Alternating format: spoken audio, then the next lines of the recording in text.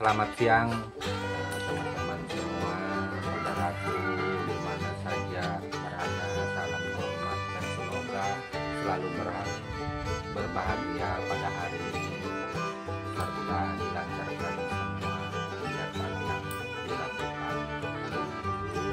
Nah, jadi pada sesi ini aku akan berusaha menjawab beberapa request dari saudaraku atau permintaan penjelasan tentang yang berkaitan dengan masalah dengan mandau. Nah, jadi ada juga teman kita yang bertanya, yaitu kenapa sih mandau tempilan itu kok mahal harganya? Nah, sekarang untuk menjawab hal itu kemungkinan saya bingung menjawab. Tetapi saya bertanya balik, di manakah ada tempilan yang murah harganya? Kalau ada kasih tahu saya berapa harganya, saya juga mau beli. Kalau ada yang 500 atau 1 jutaan, saya juga mau untuk menambah koleksi saya. Setahu saya, yang namanya tempilan itu memang mandau khusus bagi kami suku Dayak Umah, dan pada dasarnya itu adalah pakem yang dimiliki oleh suku Dayak Umah atau rumputnya bukan dari saudara kita lainnya. Mandau tempilan itu sudah dipastikan dari orang-orang Umah.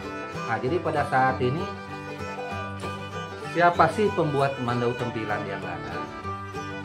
Selain daripada saya, banyak juga saudara-saudara saya yang berada di Kutai Barat, di kampung-kampung, atau juga saudara kita yang berada di seputaran Samarinda, walau namanya mereka ada yang non Dayak atau bukan Dayak, tetapi mereka juga mengembangkan seni pekerjaan pembuatan mandau tempilan di khas Dayak Umah. Itu nggak apa-apa, tetapi untuk daripada sisi masalah harga, untuk masalah mandau ini tidaklah bisa satu orang menjadi pembanding kepada si pembuat lainnya, sebab masing-masing pembuat itu untuk tempilan tidaklah sama. Untuk buatan saya sendiri, nilai daripada pemaharannya sudah saya katakan di konten-konten sebelumnya. Nah, terus apabila buatan saya dibandingkan dengan yang lain, itu tidak mungkin, karena buatan saya hanya tunggal satu, tidak ada sama. Bila ada yang sama itu bohong, nggak mungkin. Nah, justru buatan saya lah yang banyak dikembangkan atau ditiru oleh saudara-saudara kita yang ada. Nah, seperti itu. Tetapi saya juga tidak pernah melarangnya. Nah, justru saya mengizinkan buat saja, nggak apa seperti itu. Nah, jadi untuk tempilan tetap kembali kepada pribadi si pembuatnya masing-masing. Harga tidaklah menjadi patokan, pemaharan tidaklah menjadi patokan. Itu tetap kembali kepada kita, si pemesan, si menginginkan mandau ini tadi. Kalau kita merasa mandau tempilan itu lebih mahal daripada mandau yang lainnya, jangan dibeli. Gitu. Karena kalau tidak membeli kan kita merasa aman, kita bisa membeli yang lainnya. Di luar tempilan banyak kok mandau lainnya juga yang bagus. Nah, seperti itu. Aku tidak bisa mengatakan dari mana itu tergantung saudara sendiri. Banyak, mungkin ada ratusan pembuatan mandau yang ada di seluruh penjuru Kalimantan. Silakan memilihnya. Dari harga yang 150.000, 200.000, 300.000, 400.000, 500.000 hingga sampai ke atas itu ada. Nggak percaya, silakan saudaraku datang di pusat-pusat pertokoan yang jual barang souvenir Cendramata Kalimantan. Kalau di Samarinda datang saja di Citra Niaga, kalau di Banjarmasin datang saja di Pasar Malabar atau pasar-pasar pusat kerajinan yang ada di Kalsel. Kalau di Kalteng datang aja di Pasar Besar Kalimantan Tengah. Nah, itu juga ada dijual barang-barang kerajinan yang ada ini. Kalau di Pontianak datang aja di Pasar Kerajinan Pontianak, itu banyak juga menjual barang-barang yang ada ini, kalau nggak salah dekat Tugu Katulistiwa di Kalimantan Barat. Terus kalau di Malaysia silahkan datang ke Pasar Intikong Kucing, di pasar di daerah Kucing. Di sana banyak menjual barang-barang kerajinan Sunda, Kalimantan, barang-barang yang mandau yang benar-benar asli, mandau souvenir Cendramata juga ada dijual di sana. Nah, silakan memilihnya. Untuk kita Indonesia pada umumnya, saudaraku juga ketika berangkat ke daerah Pulau Dewata Bali, silakan di sana juga ada yang terjangkau, murah, itu pasti ada. Nah, ini pilihan yang bisa saudaraku lakukan untuk mensiasati agar mendapat mandau. Nah, ini di dalam skala umum. Tetapi kalau untuk saudaraku memilih untuk mendapatkan mandau tempilan, ya tidak bisa seperti itu, harus kepada pembuatnya langsung seperti itu.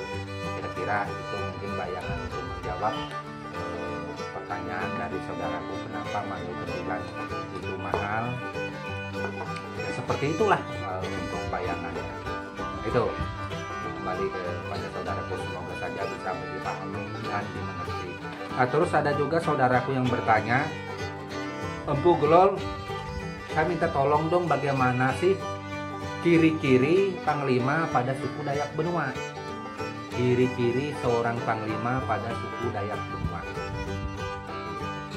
Kalau kita pada suku Dayak Benua, pada umumnya ataupun rumpun daripada kita Luangan kebanyakan, kita itu kalau sebagai seorang panglima, untuk yang bahari saya tidak berbicara yang pada saat ini, tidak punya ciri. Apakah dia harus punya tato penuh badan? Apakah dia harus pakai kalung-kalung penuh sampai taring-taringan penuh yang dipakai di lehernya? Itu bukan jaminan, karena panglima yang ada untuk kita suku Dayak Benua, untuk kita rumpun etnis daripada Luangan, tidak seperti itu. Panglima ini itu menyangkut daripada ilmu kesaktian seseorang yang dimiliki dia secara pribadi, yang didapat melalui jalan berguru, melalui jalan bertapa.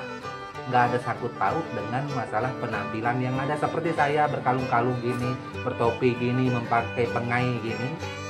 Bukan sebagai pertanda sebagai seorang panglima. Karena saya adalah selaku seorang budaya, seorang peseni Dayak. Itu yang membuat kegiatan kerajinan atau hal-hal yang berkaitan tentang masalah pahat memahat, ukir-mengukir Dayak seperti itu sudah menjadi identitas ciri khas saya, sebagai ciri khas saja, bukan sebagai pertanda panglima. Kalau panglima ini tidak ada tanda. Adakah ciri khusus yang bisa orang ketahui? Nah, mungkin Empu hanya bisa memberikan bayangan. Nah, ciri-cirinya seorang panglima ini biasanya tatapan matanya itu pasti tajam. Berbicara lemah lembut, sopan santun, tetapi sorot mata itu berani. Itu salah satu. Kedua, yang namanya seorang panglima pemanuk itu ulut jani terat, itu ulut ya jagau, itu biasanya dia pasti pintar mengasah mandau, pasti pintar mengasah mandau. Tapi kalau seorang panglima daripada kami suku Dayak Benua tetapi tidak bisa mengasah mandau, mana mungkin panglima tidak mungkin tidak bisa mengasah mandau. Dia pasti bisa mengasah mandau yang halus setajam silet. Itu sudah aturan resmi, meski bukan panglima aja bisa mengasah mandau, apalagi dia sebagai seorang panglima. Terus mandaunya benar-benar mandau tempilan yang dia miliki. Ada beberapa buah mandau tempilan, bukan hanya satu saja, dibarengi dengan mandau-mandau kerja lainnya seperti itu. Terus yang namanya panglima ini biasanya dia pasti sering melakukan pertapaan, sering berlampah ke tempat-tempat yang dianggap mengandung mistis, atau gunung-gunung, atau bukit-bukit, atau daerah sungai berbatuan, atau dekat pohon-pohon besar. Di zaman dulunya seperti itu. Selain itu, seorang panglima di zaman dulunya pasti pada umumnya menginjakan kaki di Gunung Meratus atau Bunyi Benua, itu Sainungan. Itu sebagai penyempurnaan ilmunya yang ada seperti itu.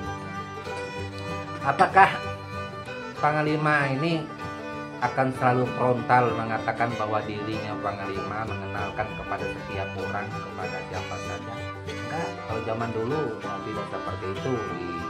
Di aturan kita Dayak Ruangan, panglima ini kadang-kadang orang di sekitarnya, di luar daripada kampungnya, dia pasti nggak tahu kalau dia seorang panglima, barangkali mendengar kabar. Akan nampak panglimanya ini ketika terjadi peperangan. Disitulah nampak bahwa dia memang seorang yang menguasai medan pertempuran. Masalah menang kalah, mohon maaf, itu tergantung daripada ilmunya masing-masing. Nah, itu gambaran tentang masalah panglima. Nah, jadi panglima bukan dilihat dari tatonya, bukan dilihat dari kalung-kalung aksesoris yang dia pakai, bukan. Nah, itu tradisi kita Dayak Benua. Apakah sekarang ini seperti itu, Empu? Sekarang tetap seperti itu. Itu untuk kita benua, mohon maaf. Tidak berlaku bagi suku Dayak di luar rumpun kami yang ada, karena Empu tak mau ini menjadi hal yang kurang baik nantinya. Ini untuk orang benua. Nah, seperti itu. Jadi panglima itu menyangkut masalah ilmu kesaktian yang dia miliki, yang didapat dari berguru atau bertapa. Nah, itu tanpa diketahui oleh orang lain, hanya dimiliki oleh dia. Ilmunya ini akan muncul ketika terjadi suatu masalah yang besar, yang menyangkut dirinya, yang menyangkut keluarganya, yang menyangkut daripada sukunya. Dia pasti akan terjun melakukan pembelaan itu. Gitu. Seperti itu. Banyak contoh yang lain misalnya. Mungkin hanya itu untuk masalah panglima yang ada. Mungkin saja itu menjadi jawaban agar saudaraku tidak penasaran. Tetap diingat, hanya untuk kami orang benua atau rumpun daripada kami Ruangan, tidak berlaku untuk suku Dayak lain. Panglimanya entah seperti apa itu urusan mereka, seperti itu, karena kita tidak ada menyebutkan untuk semua Dayak. Satu hal lagi, ketika ada terjadi suatu masalah yang menyangkut daripada salah satu suku Dayak tertentu, janganlah itu disebut Dayak. Kalau disebut Dayak, Dayak ini 400 lebih suku, 400 lebih suku, bermacam-macam nama sukunya. Itu kalau kita menyebutkan Dayak, maka itu sesuatu hal yang kurang baik dan berbahaya tentunya, seperti itu. Lebih baik seumpamanya kalau kita ada masalah tertentu, kita sebut seumpamanya Dayak Benua, Dayak Tunjung, Dayak Bentian, gitu. Dayak Teboyan. Nah, itu dia Dayaknya ada belakangnya lagi. Jadi orang akan tahu, oh Dayak Benua, oh Dayak Tunjung. Seperti itu. Untuk bayangan kepada saudaraku, jangan bilang Dayak. Dayak itu besar. Itu seperti itu. Karena belum tentu kita yang lain seperti itu, gitu. Tetap saja kita akan selalu mendukung kepada saudara kita yang berbuat baik, siapa saja itu, kita suku Dayak atau luar Dayak, dan tentunya tidak terlepas daripada seni dan budaya seperti itu. Karena Empu pada setiap kontenku tentu menampilkan tentang masalah seni dan budaya, bukan masalah ilmu lain-lainnya seperti itu. Mungkin untuk selanjutnya teman-teman ingin melihat sedikit tentang Empu, silakan tonton terus kontenku, lihat foto-fotonya.